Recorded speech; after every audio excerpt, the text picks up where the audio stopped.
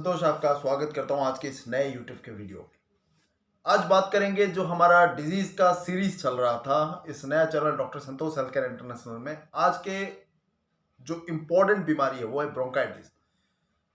Winter season चालू है अभी और समर सीजन भी आ रहा है। ठीक है, सर्दी के मौसम के बाद बसंत, फिर उसके बाद गर्मी का मौसम आएगा। ये तीनों सीजन में ब्रोंकाइटिस का जो पेशेंट है बढ़ने वाले हैं। क्यों बढ़ने वाले हैं? एक तो है विंटर सीजन में उनका जो ठंड के कारण एक्सपोजर ज्यादा होते हैं या फिर खाने पीने का कुछ गड़बड़ है, उसके कारण भी उनका ब्रोंकाइटिस का प्रॉब्लम बढ़ेगा।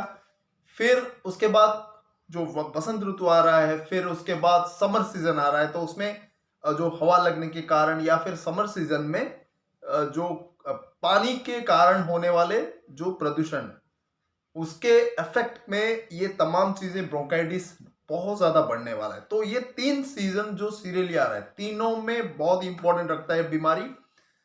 उसके बारे में बताऊंगा, कौन कौन सी दवाइयां बेस्ट रहेगी बताऊंगा।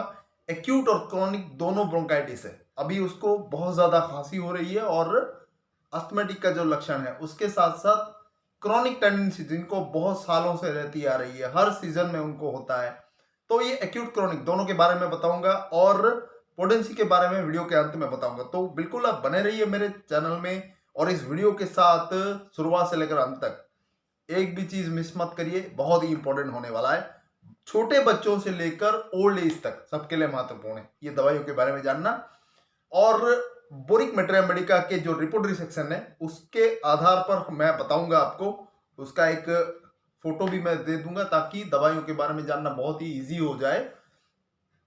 सबसे पहले मैं बात करता हूं ब्रोंकाइटिस क्या है। आपको पता होगा, जनरली मिल जाएगा। ब्रोंकियल ट्यूब्स जो होते हैं, हमारे जो फेफड़ों के अंदर जो ब्रोंकियल ट्यूब्स होते हैं, उसमें अगर सूजन आ जाता है किसी कारण, जैसे कि मैंने कहा विंटर में कोल्ड एयर के कारण एक्सपोजर हो जाना, वहां पर भी सूजन हो सकता है। फिर जो स्प्रिंग सीजन जो बसंत ऋतु है, उसके जो हवा लगने के कारण वहां पर भी सूजन हो सकता है।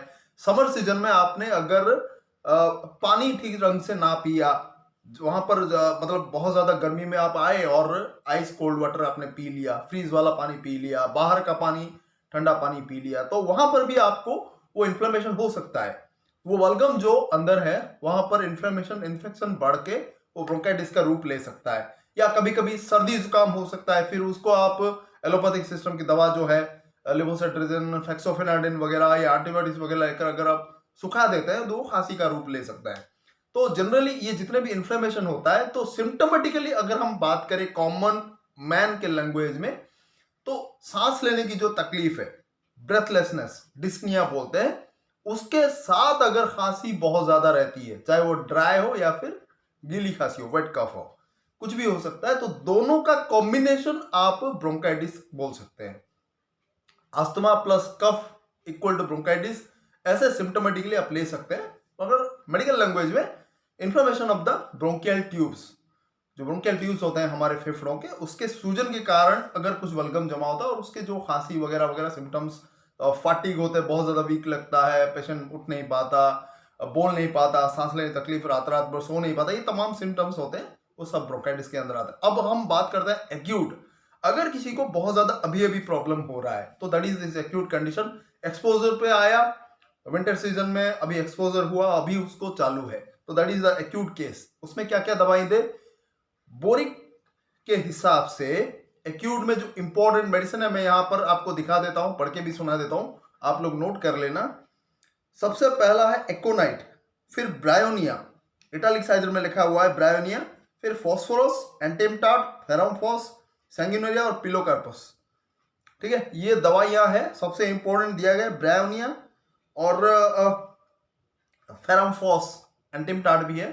तो ये बहुत ज्यादा कम, जहां पर ब्रायोनिया ड्राई कफ के लिए काम करता है, वहां एंटेमटार्ट गीली खांसी के लिए काम करता है, और बाकी दूसरे दूसरे अलग अलग सिम्टम्स है। एकोनाइट भी ड्राई कफ, उसका भी हम डिस्कस कर चुके हैं। नेक्स्ट, क्रॉनिक ब्रोंकाइटिस के लिए जो इंपॉर्टेंट दवाइयां मैं यहाँ पर दिखा देता हूं। एक है ammonium car, arsenicum album, senega, sulphur और अल्टीम आयोड। ये है क्रॉनिक टेंडेंसी वाले डीप एक्टिंग पॉलीक्रिस्ट रेमेडीज है, इसलिए इनको क्रॉनिक ब्रोंकाइटिस के सेक्शन में रखा गया है। अब मैं आपको पोटेंसी के बारे में बताऊंगा तो आपको इनका डिफरेंस पता चल जाएगा। एक्यूट वाले जो मेडिसिन है, आप इसको 6, 12, 30 पोटेंसी में रिपीट कर सकते हैं। मल्टीपल टाइम्स, उसका कोई प्रॉब्लम नहीं है और बीमारी को जल्द से जल्द ये क्योर करेगा। जो क्रॉनिक वाले जो मेडिसिन है उसको आप डायरेक्टली एक्यूट दवाइयां लेने के बाद 10 दिन 15 दिन के बाद क्रॉनिक वाले को 200 में या 1 ml में ले सकते हैं। 200 कैसे लेना है? दिन में 2 बार 2 दिन काफी है। मैक्सिमम जो हाइपोसेंसिटिव केसेस है 3 दिन तक आप ले सकते हैं। उसके 10-15 दिन बाद 1 ml का 1 या 2 डोज काफी है। सल्फर है तो सिंगल डोज लेकर आपको वेट करना है, ज्यादा उसका रिपीट नहीं करना है। आर्सेनिकम एल्बम भी 1 डोज काफी है। अगर बहुत ज्यादा हाइपोसेंसिटिव केस है, जल्दी रिएक्ट नहीं करता, तो वहां पर आप 2 डोज तक दे सकते हैं, 1-1 2-2 बूंद, उससे ज्यादा नहीं है। एक ही बार देना है, मैक्सिमम टू मैक्सिमम कुछ चुनिंदा केसेस को डॉक्टर की सलाह अनुसार देना। आप मनमर्जी मत लीजिए 2 डोज, बहुत ज्यादा खतरनाक कंडीशन में आ सकता है, एग्रावेशन हो सकता है, तो वो मत करिए। आर्सेनिकम सल्फर थोड़ा कॉशियसली आपको देना है। एक्यूट कंडीशन में जो जो दवाइयां हैं आप उसको 6-12 30 पोटेंसी में रिपीट कर सकते हैं। अगर जरूरी पड़े उसके बाद 3-4 दिन 5 दिन के बाद अगर रिड्यूस हो कफ, ब्रोंकाइटिस, अस्थमेटिक सिम्टम्स, तो आप उसको 200 में दिन में 2 बार 3 बार करके 2-3 दिन दे सकते हैं, कोई प्रॉब्लम नहीं है। 2-3 बूंद एक्यूट वाले दवाइयों में। तो ये उसका फंडामेंटल चीजें हैं ब्रोंकाइटिस का। और आपको कुछ चीजों का परहेज करना है इस चीज को दवाई का प्रॉपर एक्शन आने में। देखिए, खांसी एक ऐसी चीज है दोस्तों, तो अचानक से नहीं जाती, आ तो जाती है लेकिन अचानक से नहीं जाती। बहुत सारे लोगों का ये अनुभव रहा होगा। तो कैसे आपको करना है? दवा के साथ साथ आपको कुछ परहेज करना पड़ेगा। उनमें से सबसे जो ज्यादा इंपॉर्टेंट है फ्रीज वाला आइटम, ठंडे वाले चीजें, फ्रूट्स। बहुत सारे लोग ये बताते हैं कि जैसे कि चौधरी जी ने, डॉक्टर जो वी चौधरी जो बोलते हैं कि फ्रूट्स खाओ, तुम्हारा इम्यूनिटी बढ़ेगा और सर्दी जुकाम खांसी से तुमको आराम मिलेगा। वो चीजों से मैं बिल्कुल कुछ हद तक सहमत नहीं हूं। जिनको अक्सर ठंडी सर्दी लग जाती है उनको फ्रूट्स खाने में बहुत ज्यादा प्रॉब्लम होता है, ऐसा बहुत बार देखा गया है। और उनको अगर हम परहेज करते हैं फ्रूट से तो उनका प्रॉब्लम में शांति मिलती है। तो ऐसा नहीं है कि कोई नहीं खा सकता, लेकिन जिनको एक्यूट कंडीशन में अभी हो रहा है तो उनको थोड़ा परहेज करना पड़ेगा। और ये जो फ्रूट्स जितने भी है उसको थोड़ा कम कर देना। में आप रिपीट कर सकते हैं लेकिन क्रॉनिक में ज्यादा रिपीट नहीं करना है, एग्रावेशन हो सकता है। किसी अच्छे डॉक्टर के सलाह के अनुसार आप उसको ले सकते हैं ताकि कोई उसका साइड इफेक्ट या एग्रावेशन ना हो। तो ये तो था ब्रोंकाइटिस के बारे में जाना, बहुत सारी चीजें हमने। मैं चाहता हूँ कि आप जरूर इसको अच्छी तरह से देखिए, हर एक चीज को बारीकी से सोचिए और जो दवाइयों के बारे में मैंने कहा उनको नोट करके रखिए और उनको अपने घर में जरूर रखिए। ये 3 सीजन में वो आपके काम आने वाले हैं। तो फाइनली जाते हुए समय मैंने परहेज के बारे में आपको बताया था। जो जो चीजें मैंने कहा था, ठंडी चीजें, फ्रूट्स वगैरह, उनसे आप जरूर परहेज करें। और उसके साथ साथ जो फास्ट फूड वगैरह है उनसे जरूर परहेज करें, क्योंकि बाहर का जो मोस्टली खाना होता है वो इन सीजन में, अगर आपको एक्यूट कंडीशन में अभी हुआ है कोई प्रॉब्लम, अगर आपको सर्दी जुकाम बुखार ब्रोंकाइटिस वगैरह है और उस वक्त ही आप उनको ले रहे हैं तो कुछ प्रॉब्लम आ सकता है। क्योंकि बहुत सारी जगह पर, मैं सब जगह पर तो नहीं बोलूंगा, कुछ लोग अनहाइजेनिक तरीके से उनको बना सकते हैं तो उसमें प्रॉब्लम हो सकता है। और जितने भी तरह का ज्यादा मसालेदार चीजें, ज्यादा नॉनवेज वगैरह ये खाने से आपका इम्यूनिटी भी कम होगा, हाजमा शक्ति कमजोर होगा, फिर वो प्रॉब्लम को और बढ़ाएगा। तो इसको थोड़ा आप कम कर दीजिए। ऐसा नहीं बोल रहा कि तुरंत बंद कर देना, थोड़ा थोड़ा कम कर सकते हैं। लेकिन इंपॉर्टेंट जो है फ्रूट्स, किसी भी तरह का फल, फ्रूट्स या फिर सलाद वगैरह या फिर फ्रीज वाले आइटम, जो ठंडी वाली चीजें, उनसे कॉमनली परहेज करना है आपको।